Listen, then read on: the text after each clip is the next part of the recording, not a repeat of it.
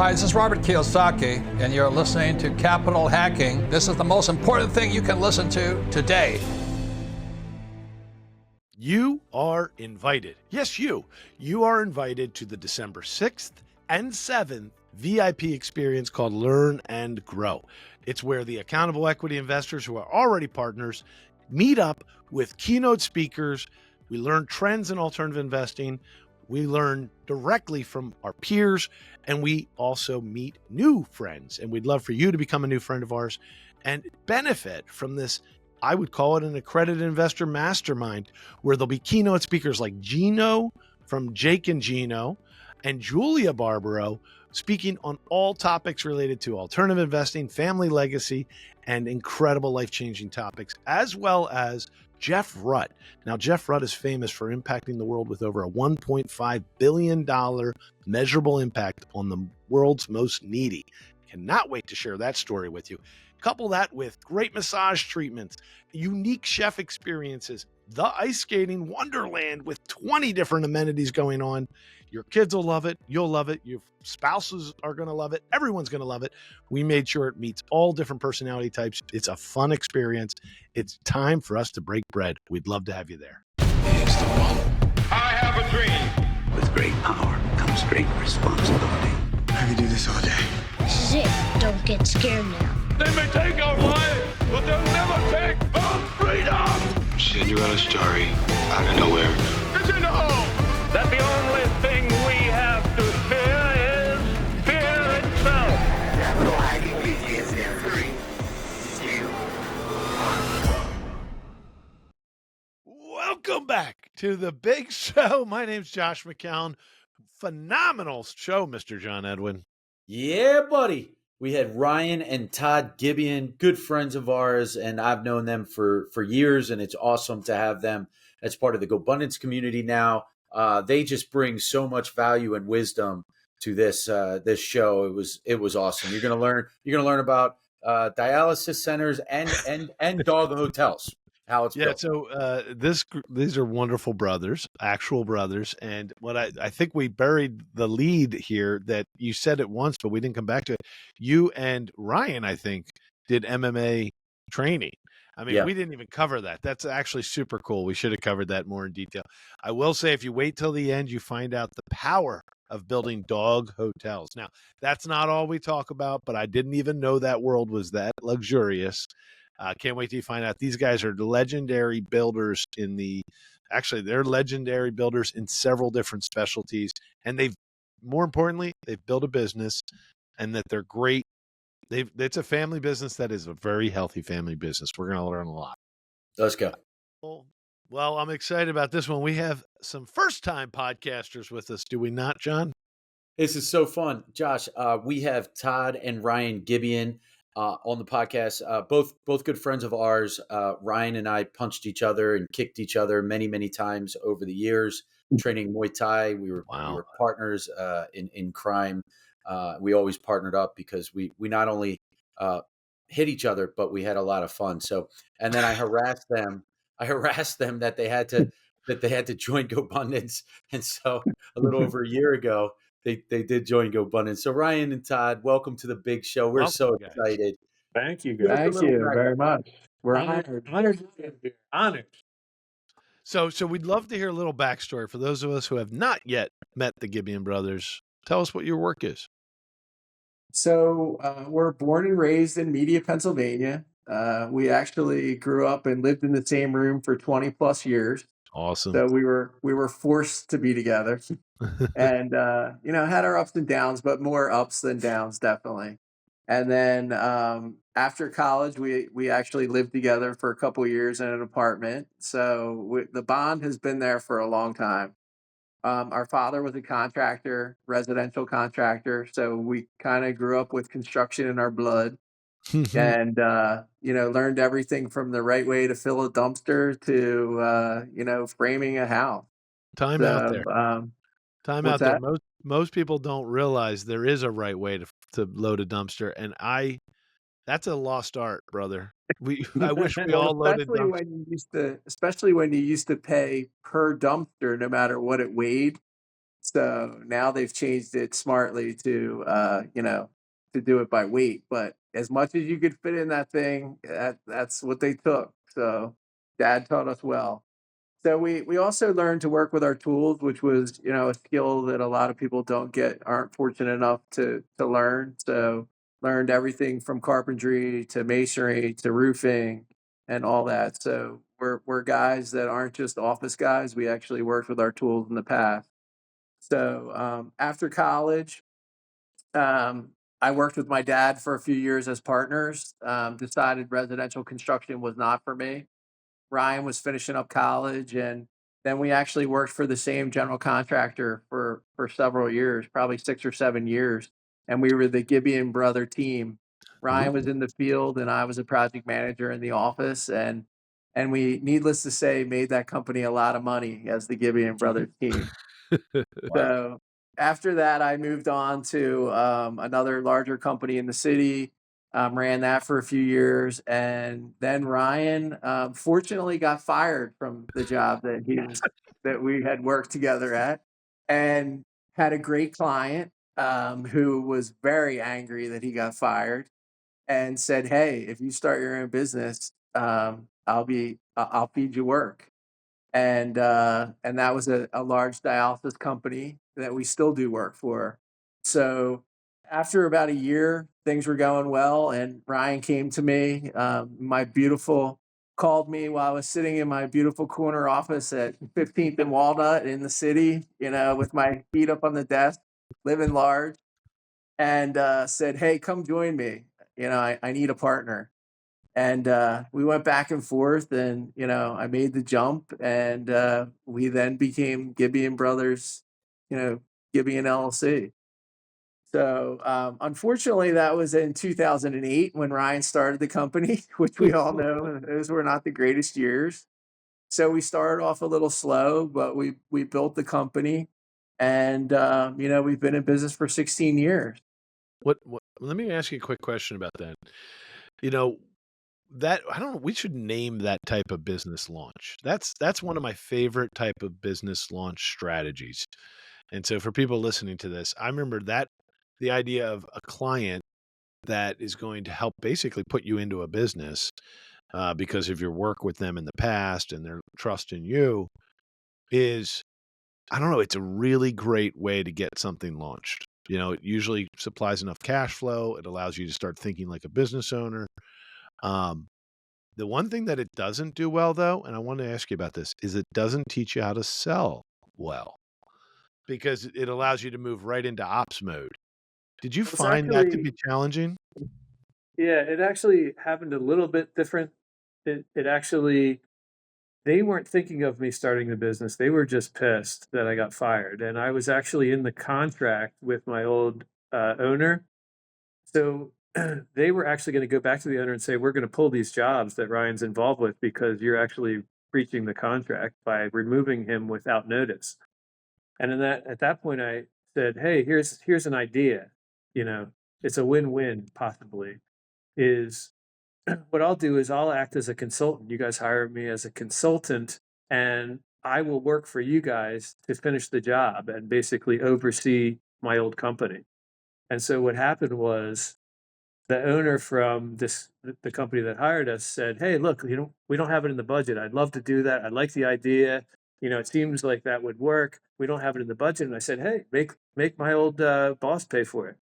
So we actually literally, I wrote up a proposal and I said, go back to him and make him pay for it. So they ended up negotiating back and forth, and my old boss ended up paying half my fee to basically oversee the 3 projects that I was still involved in. So it was Got kind it. of like this, like seeing an opportunity, and it was a sales. I had to sell it to them. I didn't have any insurance. I didn't have a company. I didn't have jack. And it was just like, I just saw the opportunity that it's sitting in front of me. Let's see if we can make this happen. And Good I for you. really owe it to my wife, honestly, because my wife was pregnant. I was out of a job. I was fired. I was looking around. I had talked to Todd's company about taking a job, and my wife said, "Hey, hold on a second. Just why don't you take a week off, think about what you want to do. And I said, hey, I really want to start my own business. And she said, well, do it. Literally do it. And I was like, are you sure? And she said, yeah. I said, well, I'm going to need money. And we had $30,000 in our savings account. $30,000 was everything we owned. Yep. And I said, I'm going to need the money. She said, take the money. So I took the 30 out of our savings account. I put it in a corporate checking account, and I started spending money. And I got it down pretty far, pretty close to nothing. And then I started getting paid back. Now, one thing that my customer did, and he's like a friend for life because he did this, was I was supposed to bill them weekly, or bi-weekly. Right. And when I sent my first bill, he sent me the whole thing. He just sent me like my entire fee. And so I it was a gift that I could never pay back. And so literally I don't even work with the guy anymore, and I still send him a Christmas present every year. That's awesome. While I'm in business, he'll always get a Christmas present. It's amazing. And, Ryan, I think there's quite a few businesses that have started because of key clients, like the guy that gave you that opportunity that was so generous. And by the way, I've seen you over the years bleed through where, we've been in an MMA gym before, and somebody's like, oh, well, I need whatever. And you're like, how much do you need? Like, I'll cut you a check right now. Like you have continued to pay that forward. Wow. And that's been so exciting. So that guy's generosity to you has then become your generosity to many other people, which is great. And Josh and I actually just did a podcast on marriage and family and how important we talked about Cody Sanchez. She recently posted something that one of the best hacks, one of the best life hacks is to marry well. And it sounds to me like absolutely, you definitely. Yeah, your wife being pregnant, she really had to have a lot of faith in you and take that risk. And you guys have become wildly successful. So what a fantastic story. So then we want to hear about you starting it and then talking Todd out of leaving his cushy, 15th and Walnut window, floor to ceiling office over there. And what kind of things did you bring to the table, Todd, as far as business philosophy and structuring the company? Good question. Well, I think, that's a great question. Ryan was very involved in office fit out work, and I wound up having much more experience with larger projects. When I moved to the company in the city, the company I had left was doing about $15 million a year. And I went to this company in the city and they handed me $20 million worth of work to run. Wow. So, I was working in a high rise at 19th and JFK, replacing all the windows in an entire 60-story building was one of my projects. Doing multifamily property in Chestnut Hill, which was, a $7 million project. So I was involved with a lot bigger stuff than we were used to at the previous company. Plus, I wound up being promoted and became the executive vice president of a $100 million a year construction company. Dang. Which, had 30 people under me, running the company. And it was an awesome experience getting promoted to that position. It was really scary. But one of the things I give credit to is Ryan, because when I was a project manager for that company, and after about a year, the vice president that had hired me called me and said, "Hey man, I'm leaving." And I was like, "Oh, wow." And next thing I know, I get called by the owner of the company to come into his office. And I'm like, "Oh geez, what's going on?" And he offers me the position. And I was like, wow, I didn't have any management experience. I'd never overseen staff. I knew how to do everything, estimating and running projects, but, and tracking costs, et cetera. But, I'd never overseen 30 people. And I called Ryan and I said, man, I can't believe that I just got offered this position. And I was like, I don't know. I don't think I can do it. I don't have enough experience for this. And he's like, dude, The owner of the company thinks you can do it. It's his company. That's a great Do point. it. What do you got to lose? And honestly, that helped me make my decision. And I said, sure, I'll take it on and I'll figure out how to do it. And so I brought that to our company, even though it was a smaller company. I had reviewed contracts. I had dealt with bonding and insurance, all these things from a larger company. And then also doing larger projects and even out of the ground projects. So that's what I brought to the table. Yeah, no, and you guys are well respected. I'd love to ask you a question off of that though. So over the years, you've grown it now, 15 years almost, I guess it is, maybe more. And you've built out a portfolio. At any time, have you been able to leverage your great work and your connections to your own companies and the trades to do any projects as developers of your own? Or have you always kind of stayed in the fee for hire? Have you ever parlayed what you can do into some asset development for yourself? Mostly no. We're developing a residential property right now, really small scale. So we're kind of dipping our toe into it. We got involved with some, real estate stuff through John, hooked us up with some great stuff and, with you, Josh. And so, we're kind of trying to move in that direction or at least dip our toe into it. I mean, we see these guys doing it. Now we're trying to do it. So, it's a nice way to go. It gives us options for more control over our destiny, Well, because I right want to now ask you we're, about that because you guys are solidly experts in a lot of the areas that it would take to develop an asset. Building the building, you probably know how to hire all the professional trades, consultants, engineers. What do you think? This is me just asking because I know a lot of people that get really great at a skill and a business like yourself. They may not realize just right around the corner is all these tangential opportunities because of your great skill. So this is you're speaking to a lot of people when you talk about this. So it'd be interesting to understand, like, since you have all the knowledge, what do you think holds you back from doing some of your own development projects? Is it not being able to find the deals, or is it risk? You don't want to take that extra risk on right now. I don't think we were looking for it, honestly. Part of what's helped us a lot, and Todd's way more like big picture guy than I am. He's like the one that pushes me to like, expand or, do more or whatever. Meeting the guys from GoBundance and getting involved with GoBundance and being around all these guys that are go-getters, you kind of feel like if you're not like trying to set the world on fire, then you're like standing still. So I think a lot of that influence from being around guys like you guys is, pushing ourselves, and Todd also pushing me out of my comfort zone, because I'll get in the comfort zone and I'll just like ride there because I know what made me successful and I'm like, I can ride this, into the sunset. But I think that's part of the dynamic I think is really good for us. Like I'm super conservative and he's pushing me, to do other things. We've definitely done developments for ourselves. I think our experience has helped with. We both built beach houses. We both broke records on how quick both of them were built.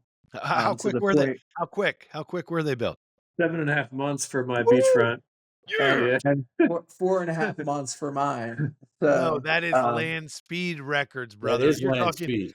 Because are you got to you get talking- improvements in place. That'll slow you down. Including, once I got the CAFRA permits and everything in place, nothing's been built on Ocean City as fast as my house. And in Brigantine, we had demoed the first week of October, the existing house, and I was substantially complete by the end of September, beginning of March. And the inspectors were just blown away. They were coming out for inspections and they were like, I was just here last week and I was doing a framing inspection and now I'm doing an electrical inspection and a plumbing inspection. And it's the guys, the subcontractors. It's something that we've found is interesting, that the residential contractors have a very different philosophy than the commercial contractors. I actually presented my subcontractors with a Microsoft project schedule, and told them where they needed to be and when they needed to be there and all these things. And they were literally blown away. They had never, ever. They're like, what is this thing? The other thing residential guys do is, in commercial, it's basically like following a train. You start at the one end and you work your way out the door. And the residential guys, especially down at the beach, they'll wait till the plumber's done each floor. Then they'll bring the electrician in and wait till he's done each floor. Yeah. Meanwhile, you could have one on each floor Ooh, I love getting that. it done 3 times as fast. And they just don't think that way. And that's what we bring to the table with our, with our commercial construction mentality. And it's really helped us. I mean, building those houses so that each of us didn't miss a summer season. Sounds like a small feat, but it really isn't. No, it's not. That's if you would have missed that summer season, it would have felt like you took 2 years to build a building. It would exactly. have, psychologically felt that way because again, we all know up here in the Northeast, those seasons are too damn short, man. And it's so much fun, but it's only like 8-10 weeks. But now that I know you can go that fast, we should do some houses. That is fast, guys. Yeah. That is We fun. kind of pursued it a little bit. Like for a while, I was marketing to some architects around the beach areas, and I was going down there quite a bit and joining some groups down there, and like kind of trying to make a presence. But we really, we bid a bunch of jobs, and the pricing is so low. Like, what kind of like their idea is they come in low and then they destroy them with change orders, and it's not really our philosophy. It doesn't really fit in our work philosophy. We're about like maintaining customers for the long term. We're not about like getting every dollar you can get and then getting out. It's like, because I have these customers that I've had for over 20 years. Right. It's like you got to keep them happy. We're all about that other philosophy, that change order philosophy, especially in the residential, right, Todd? They don't actually see around the corner sometimes. Now, I mean, it might be a strategy to do change orders, but because there isn't a Microsoft project a lot of times, because they don't quite see the chain of command, whatever, the chain and sequence, they probably are surprised by some of those change orders. And so it just racks up. Yeah, absolutely. And we try not to bump into problems. We try to avoid them. And that's honestly, a lot of those guys have the mentality of, we'll just bump into problems. And we spend a lot of time planning and, with just coming up with the schedule, you have to figure out how you're going to build it. And a lot of people don't do that. It's, we'll get done when we get done. I have one last question, John, and then I'll stop. In commercial, you really can time things because maybe there's a little more structure to the subs and a little more comfort level of being on time, on day. But in the subcontractor world of residential, I've found, especially during the peak seasons, like peak times when there's been booms rather than busts, the guy really couldn't have gotten to you this week on Monday because his framing job from the other one drug on because of 2 days of rain and 3 days of delays. So that part I found to be very common in residential. Hi, this is Melanie McCallan. Josh and I are just so grateful for the many investors who have already joined us at Accountable Equity. Accountable Equity is so much more than a capital group. It's really a community of accredited investors that want to learn and grow together. I just want to personally invite you, if you want to find out more about this type of investment and see if it's right for you and your family, please visit us at accountableequity.com. Hey, it's Hal Elrod, author of The Miracle Morning, and you're listening to Capital Hacking. Enjoy. It's a good comment. I mean, I used for my house, I used a lot of local commercial contractors. Okay. I mean, my plumber that did my house was a union plumber. So I brought him from Philly. He has a Jersey license. He came in, and that's how we did it. And because I knew he wouldn't let me down. We've done a lot of work in the past. I knew he wasn't going to put stuff in the wrong place. I knew I could trust him. And also, I put a full-time superintendent on my house. I had a guy that was there every day, making sure that if a guy didn't show up, I got a phone call. Like, this guy didn't show up. I'm like, let's go. And I fired probably 4 different trades before I finally got, what I wanted. Yeah. But No, you're absolutely right, Josh, is the residential subcontractors in general, not all of them, but a large majority of them are somewhat unsophisticated. Right. You know, they're guys that work out of the back of their truck and they don't have an office, they don't have any support staff. And that really makes a huge difference Yeah. on getting things done, getting things ordered. You know, that guy's working all day. And then when's he supposed to order his materials when he's, swinging a hammer all day? So it definitely, you're absolutely right. It definitely affects the jobs. one of my questions, and I think that you guys specialize. I know you know all the different aspects of construction, but do you specialize in dialysis offices? Is that right? We do. Actually, dialysis clinics. We Dialysis work clinics, for we work for the two largest dialysis providers in the world, basically. Wow. And we've done fit out work for them and new building work for them from New York down to Maryland is pretty much our territory. And the And did fact that is, you do union and non-union, or you stay Yeah, union we for most? do. Owner Okay. choice. Yeah, whatever they want. did the dialysis idea come from your first client, Ryan? Is that, and then you Yeah, kind that of, was my very first client was a dialysis provider, yep, and that guy's not doing it anymore, but we still are. yeah, yeah.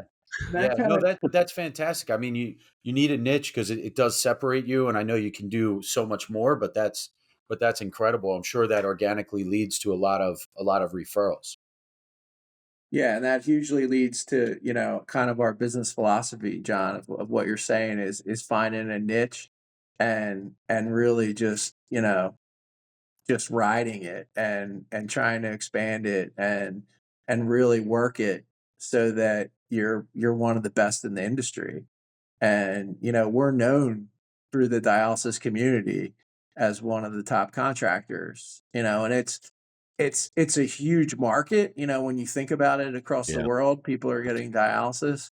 And even across the country, it's a huge and we're one of the key contractors in that world, which is pretty cool. Now, I love this.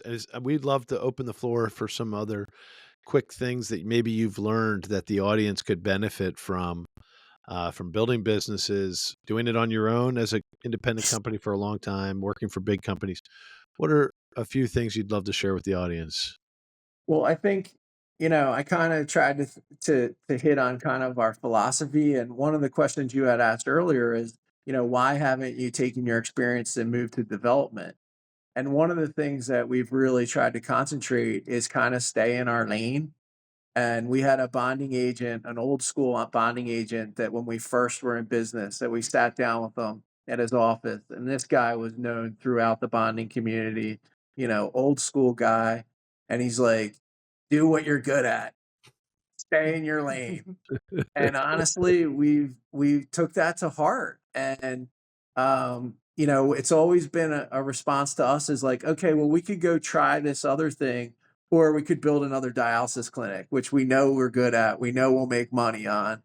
And that's really kept us from expanding to That's development or awesome. some of the other things. That's a great And point. the other thing I think that's been key with us, and it started off with, Ryan's first client, is our philosophy was to have a couple really good clients that paid their bills, that we could get repeat business from, and just service the hell out of them so that we would keep getting business. And honestly, it's worked over 16 years. I would say within the last 2 years did we start thinking a lot about marketing. And maybe it's part of like being in GoBundance, but it's also part of what we wanted to do was get some new clients, and not necessarily, total like more quantity, but maybe like get some really good quality clients. We have some Yeah. good quality clients and get some more quality clients. So we hired a full-time marketing guy, but we didn't market ourselves for what, like 12 years? Yeah. 12 Yeah. years we didn't do jack for marketing because it was just repeat business and word of mouth, and then people coming to us and saying, hey, you did a great job for this guy, would you like to do this? And we didn't have to do it, and it saved us a lot of effort. Oh yeah. So now we we know how important it is. So we don't want to have all our eggs in one basket, or anything like that. So we got this full-time marketing guy now who's bringing us new clients. So a couple of the other things is, with that customer service, just do whatever they need us to do. And we'll never say no to our good customers. One example is we build dog hotels as one of our niches. And we broke in with this company and they started to franchise, and their first build was in North Carolina, Apex, North Carolina. And I had never been to North Carolina, first off. And then, to go down there to build a project was pretty scary, but they asked us to do it and we did it. And we've built 8 dog hotels for that dog company. Hotels? I love this. Okay. How much is a key at a dog hotel? What are you talking terms when you talk about like dogs? a $300 a night room for your dog with a sofa and a TV, a private room. You can. This is like $300 a night for a dog? You can do. This is the Taj Mahal. They call it the Taj Mahal of dog hotels. Yep. And they literally, these are $2 million builds. Oh my fit God. outs for a dog daycare and dog hotel. They are the Ritz-Carlton of dog hotels. And how many dogs can be there at a time? What's the capacity? 350. Holy crap, the one we just built. John, their heating and air conditioning system is more complex than the ones we use for medical. Okay, John. Okay. We get Five-Paw reviews. Five-Paw reviews. Five-Paw review. Hey, what better business? You're never going to get a bad review from a dog. Yeah. I mean, if he comes home healthy, he's happy. Yeah. You ask him if he had a good time. You ask him if they abused him. They ask you did they feed you? Are they going to answer? And the dog just turns his head and goes, oops. And he's like, you guys, this is the funniest part. I love this part, man. John and I can't even afford, we should not even be able to pay $300 for, by the way, sometimes our hotels cost less than $300. We got to change this model, John. Well, it starts at about 60 a night. So yeah. You care about your dog or not? Well, you know what, John? John, you know what they say? Those are hardworking dogs, and they deserve some time away. I agree. 100%. Oh my gosh! So I do want to pull a quick thread from something that you guys said. Todd, you had said that somebody that you looked up and respected said, stay in your lane and do what you're good at, and I think that is super important for listeners, and also one of the reasons why we do this show and why Josh has Accountable Equity, because it's great where you can stay in your lane and do your thing, and then also invest with other great operators that aren't in your space, and you can make money in alternative investing. And that is something I wanted to highlight. So shameless plug here, Josh. For, that was very kind of you. But I love these guys, man. You guys have done a great job, and no one even called you out on the fact that your name tag on your camera screen is spelled wrong.